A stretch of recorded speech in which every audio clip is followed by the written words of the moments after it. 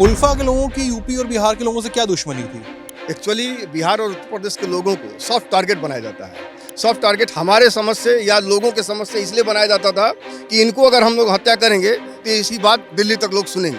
2007 की घटना है ये। 2007 में लोंगसवाल में एक ही साथ लोगों को भून दिया गया था, एक लाइन से जो लोग सामने पड़े उनको भून दिया गया था। तो उस समय हमारे ऊपर गोलियों की बौछार होती थी और आज शब्दों का बौछार होता है। देखो भोजपुरी में कहावत बना, आप हमके भैया बोलो तो हम के बाबू जरूर बोलो। ताली दोनों हाथ से बजेला। हम लोग को नीचे दिखाया जाता है असम के अंदर में। हर जगह भाई इलेक्शन में खड़ा नहीं होगा बिहारी आदमी, अपना आदमी खड़ा मत। बिहारी भोजपुरी हिंदी भाषा भाषी पहले कांग्रेस के टाइम में 5-7 सीट मिलता था, बीजेपी की सरकार में नहीं मिलता है।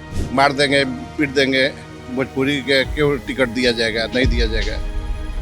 वहाँ जो लोग बैठे हुए हैं उनको बाकायदे उनका बिजली का घर कनेक्शन दिया गया, पानी का कनेक्शन दिया गया, विद्यालय दिया गया।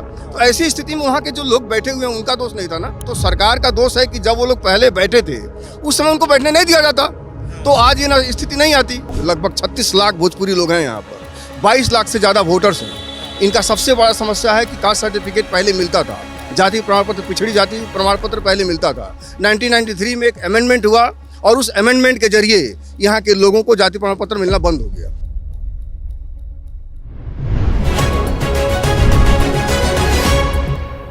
नमस्ते, मेरा नाम सिद्धांत और ललन टॉप इस समय तिनसुकिया में है। तिनसुकिया का मार्गरीटा इलाका है, ये काफ़ी ऊपर लगता है, असम बॉर्डर के थोड़ा सा नज़दीक। अगर आप यहाँ पे आते हैं और यहाँ पे आपको समझना है कि यहाँ की चाल कैसी है, यहाँ का पॉलिटिकल टेम्परेचर कैसा है और टेम्परामेंट कैसा है, तो आपको ये समझ में आएगा कि यहाँ पे पूरे तिनसुकिया और डिब्रूगढ़ में खासकर अच्छे से हनुमान जयंती मनाई जाती है। वैसे तो मनाई जाती पूरे असम में है, तिनसुकिया डिब्रूगढ़ में ज़्यादा अच्छे तरीके से मनाई जाती है। उसका रीज़न है क्योंकि तिनसुकिया और इन सभी इलाकों में हिंदी भाषियों की और भोजपुरी भाषियों की जनसंख्या अच्छी खासी तादाद में मौजूद है। लंबे समय से वो यहाँ रहते आए हैं। कहा जाता है कि उन्हें अंग्रेज़ लेकर आए थे जब रेलवे लाइन बिछाई जा रही थी, तमाम काम किए जा रहे थे, चाय बागानों में मजदूरी करनी थी, मैनेजरी करनी थी, तो यूपी बिहार से लोग आए, बंगाल से भी कुछ लोग आए, राजस्थान से भी कुछ लोग आए और यहाँ पे कई दशकों से अब रहने लगे वो। लेकिन हाल फिलहाल के बरसों में देखिए तो असम के इस हिस्से में राजनीति थोड़ी उस दिशा में चली गई जहाँ पर पूरबियों को, खासकर यूपी और बिहार से आए लोगों को, जिनको यहाँ पर हिंदी भाषी या भोजपुरी भाषी कहा जाता है, उनको अन्य वजहों से टारगेट किया गया कि उनके खिलाफ अत्याचार हुए, उल्फा ने उनकी लाशें गिराईं, उनसे लेवी वसूली गई, उन्हें असमिया बोलने पे मजबूर किया गया, उनके साथ मारपीट की गई। वो कांड तो याद ही करिए जब असम से भागकर मजदूर, रिक्शा चालक अपने अपने गांव यूपी और बिहार की ओर भाग रहे थे। आज से करीब 15-16 सालों पहले की बात कर रहा हूं मैं। अभी तिनसुकिया कैसा है, क्योंकि अभी उस अत्याचार की आंच बची हुई है, उन कहानियों की आंच अभी भी बची हुई है। अभी तिनसुकिया कैसा है ये जानेंगे हम इन लोगों की मदद से जो तिनसुकिया के ही रहने वाले और हनुमान जयंती मनाने के लिए इकट्ठा हुए थे और हमने इनको पकड़ लिया। बहुत बहुत धन्यवाद ललन टॉप से बात करने के लिए।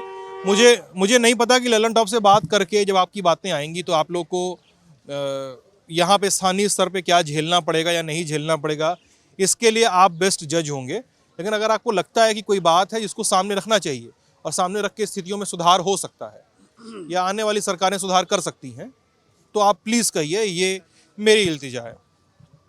सबसे पहले एक छोटा सा सवाल मेरा कि बिहार, यूपी के इतने सारे लोग देश के इस हिस्से में, देश के एकदम एक्सट्रीम ईस्ट में, पूरब में आकर बसे कैसे, क्या कहानी है इसकी, आप बताइए।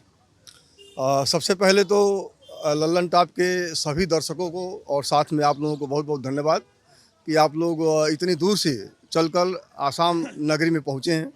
और आसाम के भी सबसे अंतिम छोर तिनसुकिया ज़िला और तिनसुकिया ज़िले में भी सबसे अंतिम छोर जो अरुणाचल का बॉर्डर है, मार्गरीटा। सबसे पहले तो आज हनुमान जयंती है और हनुमान जयंती के दिन हनुमान जन्मोत्सव का आप सभी के माध्यम से पूरे देशवासियों को हनुमान जन्मोत्सव का ढेर सारा शुभकामना।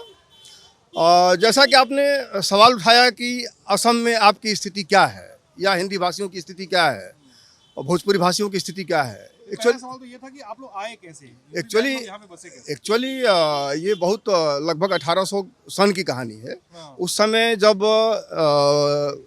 ब्रह्मपुत्र ब्रिज नहीं था, ब्रह्मपुत्र के ऊपर ब्रिज नहीं था, हाँ। लोग नाव से पार होते थे पांडु घाट के। अच्छा। और लोगों को उस समय अंग्रेजों के ज़माने में लोगों को लाया गया रेलवे लाइन बनाने के लिए या चाय बागानों में काम करने के लिए। और उस समय से लोग यहीं रच बस गए और यहीं रह गए, और जो लोग आए वो यहीं के रह गए, क्योंकि आसाम इतना सुंदर जगह है और यहाँ के लोग भी इतने अच्छे हैं कि लोग यहीं पर रह गए और अपने आप को असमिया मानने लग गए, और यहीं का चाल चलन, यहीं का जो रस्म रिवाज था, यहीं रच बस गए और रहने लगे। उस समय लोग आए थे रेल लाइन बनाने के लिए, लोग आए थे चाय बागान में काम करने के लिए, लेकिन धीरे धीरे वो लोग व्यवसाय के क्षेत्र में आगे बढ़े और बहुत लोग व्यवसाय करने लग गए, बहुत लोग नौकरी करने लग गए। छोटे से लेकर के ऊपर तबके तक हमारे लोग यहाँ थे और उनकी भूमिका है। और आसाम का जो आर्थिक जो भेटी है, अगर कहा जाए तो हिंदी स्पीकिंग लोग ही यहाँ के आर्थिक स्थिति को मजबूत करने में उनका पूर्ण योगदान है, इसमें कोई नकार नहीं सकता है। रही उस समय की बात, तो उस समय हमारे ऊपर गोलियों की बौछार होती थी और आज शब्दों का बौछार होता है। अच्छा। तो उस समय अभी उस पे आते हैं, बारी बारी बात करते हैं। पहले ये बताइए कि अभी फिलहाल जब हम 2026 में बात कर रहे हैं, हम इतिहास में जाएंगे, इतिहास खंगालेंगे, 26 में क्या स्थिति है आप लोगों की? आप लोगों में से कोई कमेंट करेगा इस पे? 26 में असम में रहने वाले यूपी बिहार के हिंदी भाषियों, पूरबियों पर के समीकरण कैसे हैं यहाँ के स्थानीय लोगों के साथ? बोलेंगे ना ऐसा है कि अभी तो सब कुछ ठीक होते भी ओबीसी का सर्टिफिकेट नहीं मिल रहा है हम लोग का। जो ओबीसी का सर्टिफिकेट नहीं मिल रहा है, ये तो बहुत जरूरी है। जहाँ तक हमारे कैलाश जी हमारे भोजपुरी परिषद के नेता हैं, स्टेट प्रेसिडेंट हैं, ये सवाल उठा चुके हैं सरकार के पास में, लेकिन सरकार सवाल सुनती नहीं है। ये दुखद बात है। इसके लिए सरकार को हम लोग और कड़ाई से पेश करेंगे, नहीं भाई बात को आगे बढ़ाया जाए। दूसरी बात कि ऐसी कोई बात नहीं कि हम लोग पर कोई जुल्म भी हो रहा है इस बारे में, ऐसी बात नहीं है। हुआ है बिल्कुल हुआ है, लेकिन आजकल वो बात नहीं है। और रही बात कि आज हनुमान जयंती है, हम लोग तो उस पर बेसी बात करेंगे। हनुमान जयंती है, हम लोग बहुत दिन से मानते हैं हनुमान जयंती यहाँ बांगड़ा में। ये मंदिर का हनुमान जयंती आज से नहीं हो रहा है, बहुत जमाने से हो रहा है, और हम 50-60 साल हम देख रहे हैं ये चीज़। उसी हम मानते हैं, उसका पूजा करना है। अच्छी बात है कि 50-60 साल से आप यहाँ पे मना रहे हैं, तो अच्छी बात है। इसके ऊपर हो गया है, 50-60 साल मैं अपने आंखों से देख रहा हूँ। उसके ऊपर हो चुका है समय। कुश्ती होता था पहले, दूसरे ढंग से होता था, लेकिन आज दूसरे ढंग से हो रहा है। लेकिन सर आप जब बता रहे हैं कि यहाँ पर 50-60 साल से हनुमान जयंती हो रही है, वो बहुत अच्छी बात है। और एक साथ उसके तो बहुत बुरी बात भी नथी होती है कि कार्बी आंगलोंग से वीडियो आते हैं कि छठ नहीं मनाने देंगे, ये सब अपने यहाँ का त्यौहार अपने यहाँ लेके जाओ। वीडियो वायरल होता था कार्बी आंगलोंग से, पिछले साल की छठ की बात कर रहा हूँ। और तिनसुकिया में ही कहीं खबर आई थी कि छठ मनाने से रोका गया था बिहार के लोगों को। अभी फिर से वही मेरा सवाल वहीं अटका हुआ है कि जैसे आपकी बात आधी सच है, आधी सच है, पूरा सच क्या है? मैंने देखिए ऐसा है कि एगो भोजपुरी में कहावत बना, आप हमके भैया बोलो तो हमके बाबू जरूर बोलो, ताली दोनों हाथ से बजेला। कुछ ऐसा जगह है कि जहाँ जो ऐतिहासिक धरोहर है, असम का ऐतिहासिक धरोहर है। जहाँ तक तिनसुकिया की बात है, तिनसुकिया में जब ये बात आई थी तो तिनसुकिया मटक लोगों का एक पोखरी है, नौ पोखरी, वहाँ पर मनाने से रोका गया था। लेकिन तिनसुकिया में मनाने से रोका नहीं गया था, उस जगह पर मनाने से रोका गया था। और बाद में सरकार एक अच्छी बहुत अच्छी तरीके से दूसरी वैकल्पिक व्यवस्था, खूब सुंदर व्यवस्था की, इसलिए सरकार को हम धन्यवाद देते हैं। तो लोगों का वैमनस्यता लोगों से नहीं है, वैचारिक मतभेद है। और वैचारिक मतभेद के नाते कभी कभी इस तरह की बातें आ जाती हैं। जैसे कि आपका कार्बी आंगलोंग में भी जो समस्या आई थी, Karbi Anglong actually 6 schedule area है, और 6 शेड्यूल एरिया में कुछ एक जगह है जो पीजीआर वीजीआर जिसको कहा जाता है, जिस जगह पर लोगों का आपत्ति है कि इस पीजीआर वीजीआर की जगह को खाली कर दिया जाए। हमारे लोग बहुत सदियों से उसमें बसे हुए हैं, तो मैं सरकार का दोष देता हूँ। और वहाँ पे पट्टा का अधिकार मांग रहे हैं। बिल्कुल, तो सरकार का दोष है कि जब वो लोग पहले बैठे थे उस समय उनको बैठने नहीं दिया जाता, तो आज ये स्थिति नहीं आती। वहाँ जो लोग बैठे हुए हैं उनको बाकायदे उनका बिजली का घर कनेक्शन दिया गया, पानी का कनेक्शन दिया गया, विद्यालय दिया गया। तो ऐसी स्थिति में वहाँ के जो लोग बैठे हुए हैं उनका दोष नहीं था ना, जो लोग बैठाए थे दोष उनका था। उस समय उनको आपत्ति क्यों नहीं जताई गई? तो उस जो संदर्भ में जो मामला आया है उसका धीरे धीरे समाधान हो रहा है। सरकार हमको आशा है कि उन लोगों का सहयोग करेगी और जो लोग यहाँ पूर्ण रूप से मूल निवासी हैं उनके साथ ऐसा अन्याय नहीं होगा, ऐसा माना जा रहा है। अच्छा ये बताइए आप लोग, जैसे ये तो ऐसा सवाल नहीं है कि जिस पे आप लोग फंसे, इसलिए कोई भी बोल सकता है, यहाँ के हिंदी भाषियों को और भोजपुरी भाषियों को अपनी असम की सरकार से क्या चाहिए, ये इस पर सब लोग खुल के बोल दी। हाँ बताइए, आप तो नहीं बोले एक बार। बोलेंगे लोग, नेता लोग बोलेंगे। अरे आप भी बोल दीजिए थोड़ा थोड़ा, कोई दिक्कत थोड़े है। कांग्रेस के टाइम पे 5-6 बिहार के आदमी तिनसुकिया में, सिलचर साइड, हर जगह, गुवाहाटी, हर जगह बनते थे। अभी तो नहीं बनते हैं। मान लीजिए भावना है, गलत भावना है, गलत भावना है, नहीं होना चाहिए। नहीं होना चाहिए। हाँ सर। देखिए, मुख्य रूप से ऐसा है कि कांग्रेस के ज़माने में हमारे 7 विधायक हुआ करते थे, 5 मंत्री हुआ करते थे और इस बार भी थोड़ा सा विवाद उठा था, लेकिन असम के मुख्यमंत्री को धन्यवाद देना चाहेंगे कि उन्होंने भाजपा से इस बार 5 हिंदी भाषी टिकट मिला है, 5 हिंदी भाषियों को टिकट दिया गया है। ढेकियाजुली में है अशोक सिंघल जी, गुवाहाटी में है, सेंट्रल गुवाहाटी से विजय गुप्ता जी हैं। आपका इसके जिनकी उम्मीदवारी बड़ा बवाल हुआ था, बवाल हुआ था इसलिए कि लोगों का कहना था कि उनका उच्चारण गलत है। उच्चारण और भाषा से किसी को भेदभाव करना अन्याय है, जिसका मैंने खंडन किया था और खास बातचीत में हमारे उसके जरिए हमने उसका खंडन किया था कि भाषा और व्याकरण के आधार पर किसी को हम नामांकित नहीं कर सकते हैं या किसी को हम बाधा नहीं कर सकते हैं। तो उस बवाल को लगभग अभी वो बवाल अभी फिलहाल नहीं है, ठंडा है धीरे धीरे, क्योंकि लोगों को समझ में आ रहा है कि हिंदी भाषियों का भी अवदान है असम के योगदान में। और अगर कोई पार्टी उसको टिकट देती है तो उसके कार्य पे देती है, उसके एक्टिविटीज़ के देती है, उसके काम पर देती है, उसके पुराने नीतियों को देख करके, उसके कार्यों को देख करके उनको टिकट दिया जाता है, ऐसे नहीं दिया जाता है। धुबड़ी से भी हैं उत्तम प्रसाद जी हैं, उदारबंग से हैं आपका राजदीप ग्वाला जी हैं, कौशिक राय जी हैं लखीपुर से। तो ऐसे 5 लोगों को टिकट दिया गया है और उम्मीद है कि 5 लोग जीतेंगे। हम सिर्फ भोजपुरी भाषियों की ही बात नहीं करते हैं। कांग्रेस के समय में कितने टिकट दिए जाते थे? लगभग 7 विधायक हुआ। टिकट कितने दिए जाते थे? 7 विधायक होते थे। 7 टिकट 7 विधायक हो गए लगभग होते थे, लगभग लोग जीत के आते थे। जीतना हारना लगभग कम ही होता है। और आपके माध्यम से हम यही चाहेंगे कि जो लोग भी जीत के आते हैं वो असम में जब रहते हैं तो असम के प्रभुत्व को देखते हुए असम को पूरा सभी को लेकर के चलना चाहिए। एक बात बताइए, आप लोग की सारी बातें सुन के ना मुझे एक बात का समझ में आ रहा है। नंबर 1 कि असमिया मूल के कुछ संगठन नहीं चाहते हैं कि यूपी और बिहार के लोग यहाँ पे चुनाव लड़ें, नंबर 1। नंबर 2, आप बोल रहे हैं कि असमिया मूल के वो संगठन, मैं लोग नहीं बोल रहा हूँ, असमिया मूल के वो संगठन वो आप लोगों को डराते हैं, धमकाते हैं, आप लोगों के साथ अत्याचार करते होंगे, ठीक है। और फिर भी बीजेपी की सरकार हो या कांग्रेस की सरकार हो, उनके दखल पे टिकट दिया जाता है। देखिए यहाँ पर समझ में आ रहा है, एक संगठन है जो परेशान कर रहा है और एक समुदाय है जो परेशान हो रहा है, और फिर एक संगठन है सरकार जो बचा रहा है। मतलब सरकार को बचाव करना क्यों पड़ रहा है जब स्थिति वैसी है? स्थिति ऐसी क्यों है? नहीं, इस बात में ऐसा नहीं है। इस बात पे हम थोड़ा सा दखल देंगे। हाँ, प्लीज। क्योंकि ऐसा नहीं है कि संगठन के लोग आपत्ति जताते हैं कि इनको टिकट नहीं देना चाहिए। ऐसा नहीं है कि आसाम का बुद्धिजीवी वर्ग, असमिया वर्ग बोलता है कि हिंदी भाषी को टिकट नहीं देना चाहिए। तो मैंने भी बोला कि मैंने बोला तो वही तो नहीं है। मैंने वही बोला कि ऐसा नहीं है। कुछ संगठन के लोग होंगे, कुछ संगठन ऐसे होंगे जो बोलते होंगे मत दो टिकट। कुछ लोग ऐसे हैं कि जो ऐसा नैरेटिव पैदा करते हैं ताकि इनको टिकट ना मिले, लेकिन उस नैरेटिव का सबको जवाब मिला और सबको टिकट मिला और उम्मीद है कि सभी लोग जीत करके भी आएंगे। और क्या चाहिए भोजपुरी भाषी लोगों को यहाँ पे? बड़ी समस्या है कि पहले यहाँ के जो लोग लगभग 36 लाख भोजपुरी लोग हैं यहाँ पर, 22 लाख से ज़्यादा वोटर्स हैं। इनका सबसे बड़ा समस्या है कि कास्ट सर्टिफिकेट पहले मिलता था, जाति प्रमाण पत्र, पिछड़ी जाति प्रमाण पत्र पहले मिलता था। 1993 में एक अमेंडमेंट हुआ और उस अमेंडमेंट के जरिए यहाँ के लोगों को जाति प्रमाण पत्र मिलना बंद हो गया, जिसके लिए हमारे यहाँ के जो छात्र छात्राएँ हैं काफ़ी प्रभावित हो गए हैं।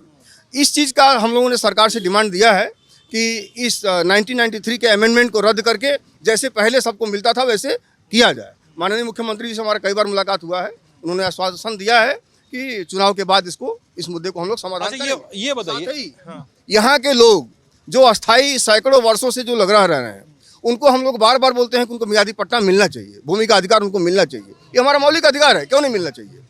तो इस बात पर हम लोग काम कर रहे हैं।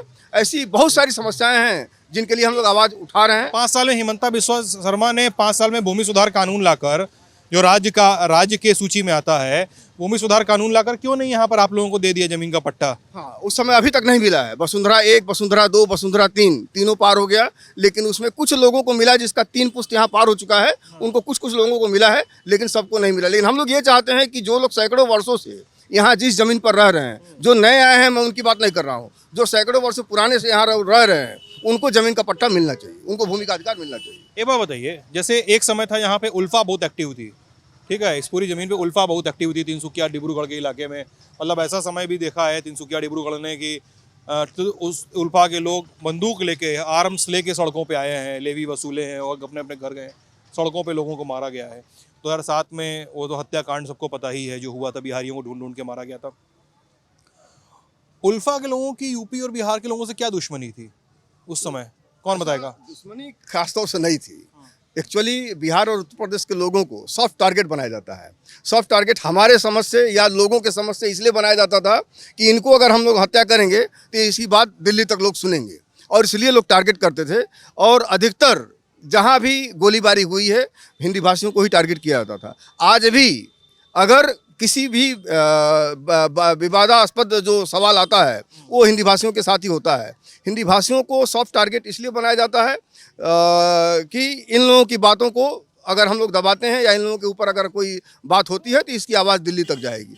ये लेकिन कांग्रेस के समय में ये अल्फा का आतंक था, लेकिन वर्तमान समय में ये 10 साल से जब से असम में बीजेपी सरकार है, इस बात को सराहना करना पड़ेगा कि आतंकवाद का समाधान हो चुका है।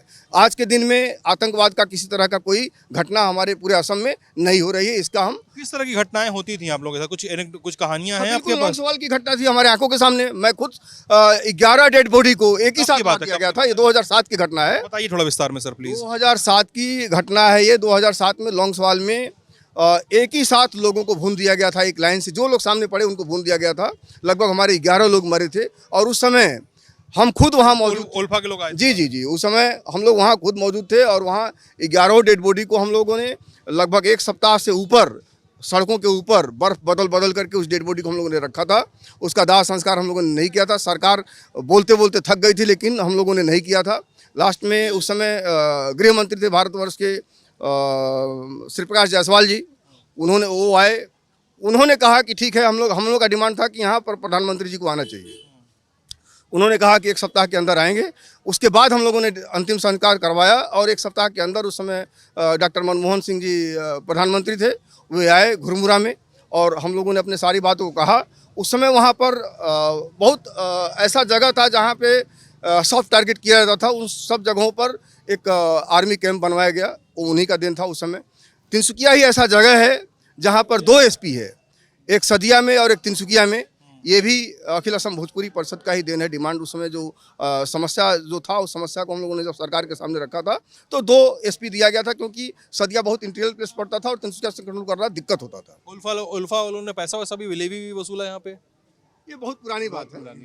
बहुत पुराना बात है। अब इस तरह अभी नहीं बात है। वही पूछ रहा हूँ, तब वसूला था उस समय? बहुत पहले की बात है। बहुत, कितना पहले? वो 90 में हुआ था। उसके पहले की बात है, लेकिन अब ऐसी कोई बात नहीं है। यानी बस 2007 में वही एक घटना हुई? नहीं, उसके पहले कई घटना हुई है। उसके पहले फिल्लोबाड़ी में भी घटना हुई है। क्या हुआ था उसमें? उसमें भी एक आदमी को गोली मारा गया था। उस समय भी हम लोग रोड ब्लॉक किए थे माकुम में। ऐसा नहीं कि जो सच्चाई है वो सच्चाई है, लेकिन आज की डेट में जो नहीं है। कुछ अधिकारियों से भी बातचीत की तो उनका ये कहना है कि अगर आप तिनसुकिया के ऊपरी इलाके में जाते हैं तो आपको समझ में आता है लोगों की बातें सुन के कि, और वाजिब भी है कि वहाँ पर एक प्रेजेंस है, एक डर तो नहीं लेकिन एक तनाव ज़रूर पसरा हुआ है, क्योंकि वहाँ पे बरसों से चलता आया एक एक्सटॉर्शन रहा, एक टॉर्चर रहा उल्फा का, यहाँ के मिलिटेंट ग्रुप्स का। उल्फा से जो लोग टूटे, है ना, रहा है जा रहे हैं। 80 से 90 के दशक में सब रहा है, लेकिन वर्तमान स्थिति में ऐसी स्थिति नहीं है। वर्तमान स्थिति में ये असम सरकार अल्फा को बिल्कुल कमज़ोर कर चुकी है, और हाल ही में अपना उपस्थिति दर्ज कराए थे एक छोटा सा मामूली सा बम फेंक करके, लेकिन ऐसा कुछ होता नहीं है। हाँ, लेकिन वर्तमान स्थिति जो है वो बिल्कुल असम सरकार के नियंत्रण में है। ऐसी कोई बात नहीं। हमारा जब हमारे लोग यहाँ 1800 सन के पहले से लोग हैं, तो कुछ कुछ समस्या आई थी, लेकिन आज के डेट में बिल्कुल ऐसी समस्या नहीं है। सब लोग समन्वय के साथ, भातृबोध के साथ रहते हैं, और हम लोग भी चाहते हैं कि हम जब असम में रहते हैं तो असम के साथ, असमिया के साथ असम का प्रभुत्व हो, और असम असमिया के साथ मिल करके हम लोग भी भोजपुरी भाषी असमिया और एक हिंदी भाषी असमिया के रूप में एक साथ मिल करके असम के सर्वांगीण विकास में हम लोग सहयोग करें। ठीक है, थैंक यू सो मच। आप ललन टॉप पे बातचीत देख रहे थे, अपनी राय बनाने के लिए आप स्वतंत्र हैं। कमेंट सेक्शन खुला हुआ है, अपना ख्याल रखिएगा, बहुत बहुत शुक्रिया।